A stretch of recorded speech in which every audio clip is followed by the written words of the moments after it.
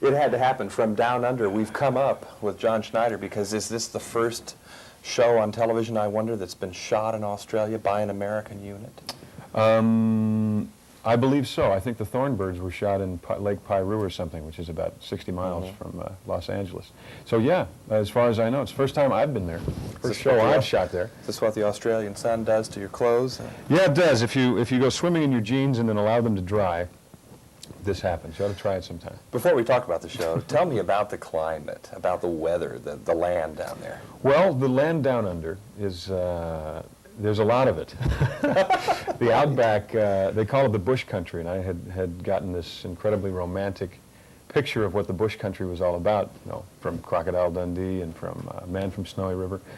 But in actual fact, the bush country is thousands and thousands of square miles of desert with bushes about this tall. Really? It really is. Bushes? Okay. Yeah, as far as you can see. The only place I've seen remotely like that has been Alaska.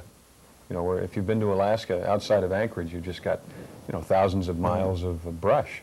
So, well, now, you worked on outdoor locations here, of course. Was it especially difficult for any particular reason? Difficult? No, it was great. The people were wonderful.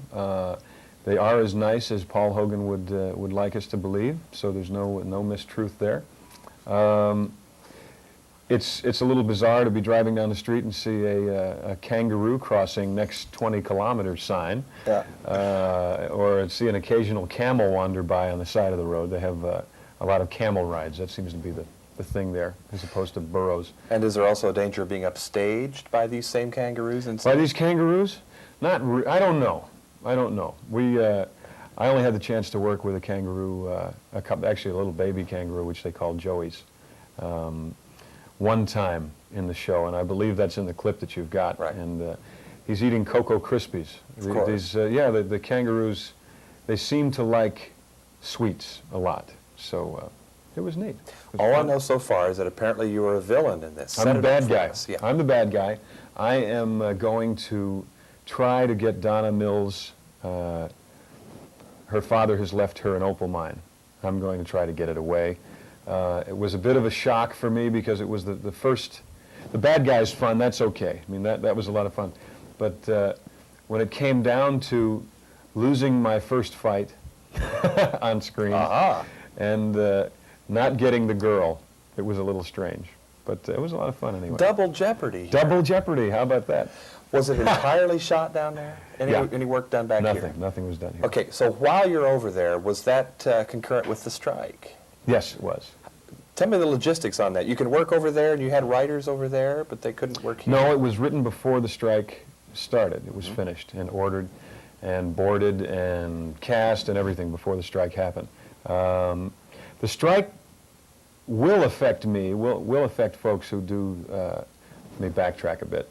The folks I believe that are most affected by the strike were the people who were actively involved in either a series that had been running or a series that was going to begin, because the fall season as we know it does not exist in 1988.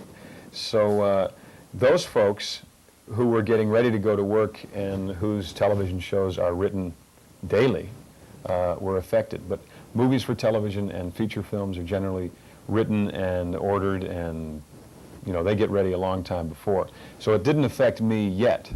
But what it means is during the block where when the strike was on, during those months, things weren't being written. So feature films are going to feel the effect of that probably about midsummer of next year. There's all of a sudden going to be no scripts.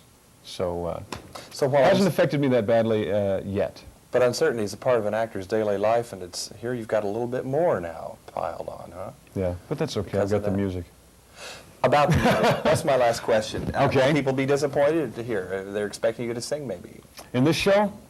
No, I've never sung on a show or on a movie. I believe that you should keep those two things separate. My parents used to tell me, you know, I wanted to be an actor, I wanted to be an entertainer. They said, well, you need to have something to fall back on. And I think they were thinking more along the lines of making hamburgers or something like that. So my philosophy was, if the acting's not working, I'll fall back on the singing, and if the singing's not working, I'll fall back on the acting. So I have this feeling inside that if I were to do them both in the same room at the same time, then they might both start to slip at the same time. There'd be no place to go except to those burgers, and I make a terrible burger. There it is. Meanwhile, in Outback Bound, you are the bad guy and you lose the girl. Next stop, Hamlet. I wear the black hat. Hamlet, Yeah. you're right. All You're right. I'll do that. I'm with John Schneider in Redondo Beach, California. I'm John Tibbetts for KCTV 5.